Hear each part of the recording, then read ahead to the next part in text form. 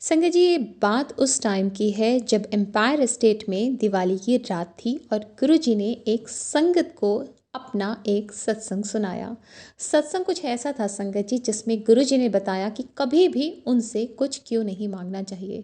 Narendra uncle उनकी चरण सेवा में थे। गुरुजी ने उनसे पूछा कि कभी भी मुझसे गुरु से कुछ क्यों नहीं मांगना चाहिए। तो अंकल ने उस पर जवाब दिया, क्योंकि गुरु को तो सब कुछ पहले से ही पता होता है कि हमें क्या चाहिए और हमारे लिए क्या अच्छा है, तो हमें उन्हें बताने की ज़रूरत नहीं है।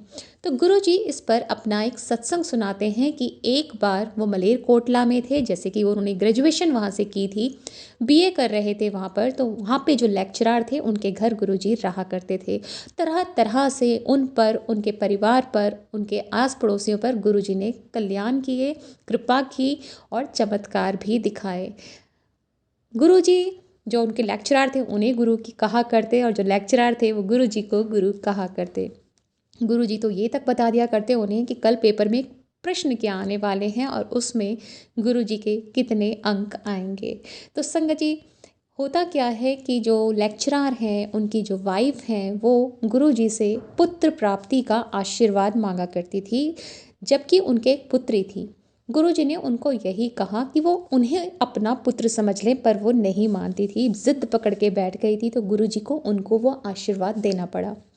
गुरु जी ने इधर लेक्चरर को बताया कि तुम्हारी किस्मत में, तुम्हारे योग में पुत्र नहीं है, लेकिन तुम्हारी पत्नी ने मुझसे आशीर्वाद लिया है जिद कर कर, तो मैंने उन्हें पुत्र प्राप्ति का आशीर्वाद दिया है।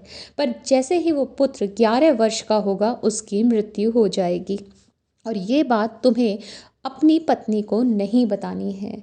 संगत जी, ये तक गुरुजी ने बताया कि उस दिन उसका 11वां जन्मदिन होगा और शब्द कौन सा बज रहा होगा।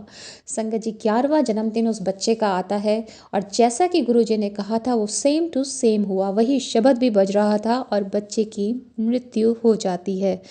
उसके बाद 2002 में गुरुजी लेक्चरर को बोलते हैं कि आंटी को बताओ कि गुरुजी से कभी कुछ क्यों नहीं मांगना चाहिए। तो जो लेक्चरर हैं वो आंटी को बताते हैं कि उनके और गुरुजी के बीच में क्या वार्तालाप हुई थी।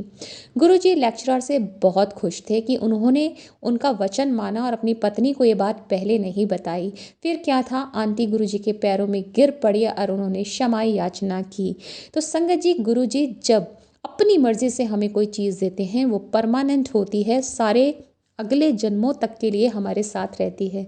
लेकिन अगर हम उनसे ज़िद करके अपने लिए कुछ भी लेते हैं, तो ज़रूरी नहीं संगत जी वो हमारे लिए सही हो, और अगर वो हमें खुशी देगी तो वो टेम्परेरी देगी, परमानेंट कभी नहीं देगी।